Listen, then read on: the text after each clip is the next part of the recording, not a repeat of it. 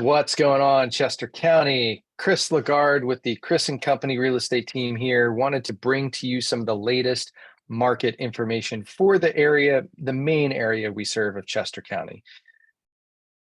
We've been talking about it for a long time. I'm pretty confident the market has finally shifted. One of the first leading indicators of that was about three to 4 weeks ago. We're showing activity really slowed down.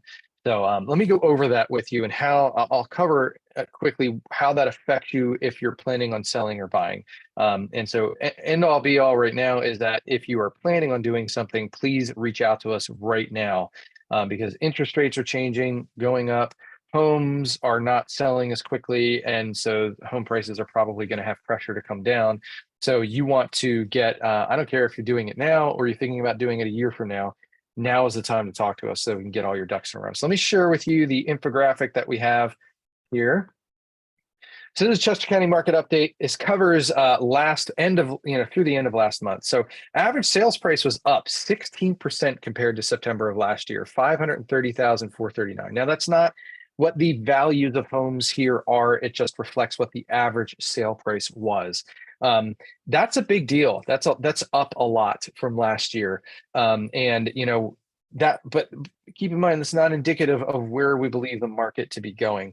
Going to move through this to the right. 18 days on market compared to 18 days last year. So average time on market right now is 18 days.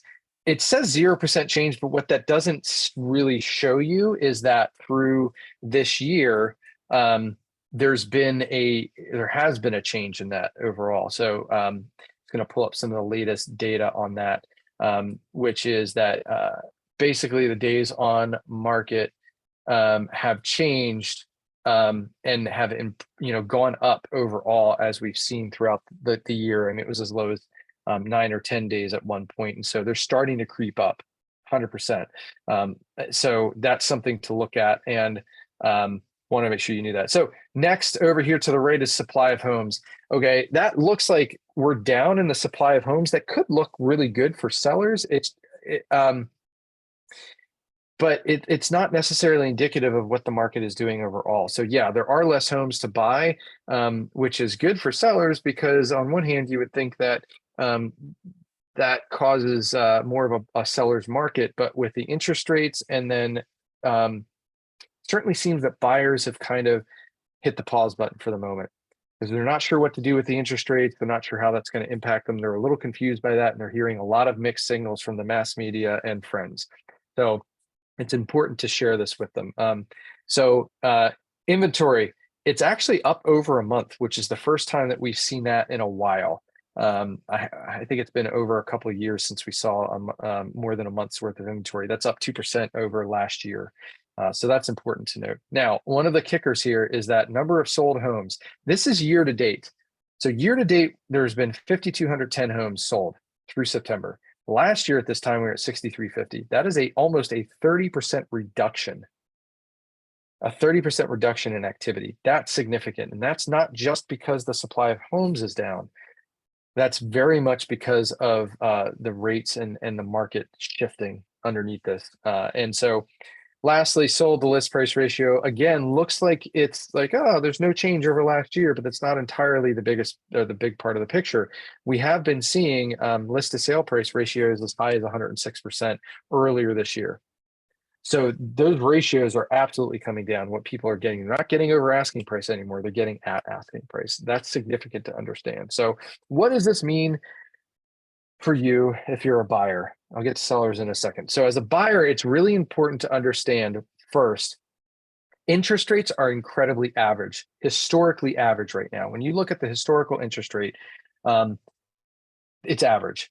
Now it feels high because the last 10 years, they've been artificially low. The government has kept them low to stimulate the economy.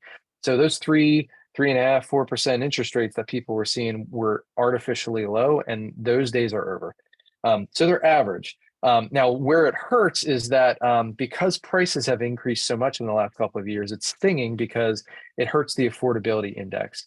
So what's going to need to happen is home sellers are going to have to come to a reality with the pricing, and we're going to have to make an adjustment with that. Now, there are things that buyers can pursue and look for from sellers or from their lenders, which things called buy downs or points, paying points to get the rate down. They could also possibly assume mortgages that are still at 3%.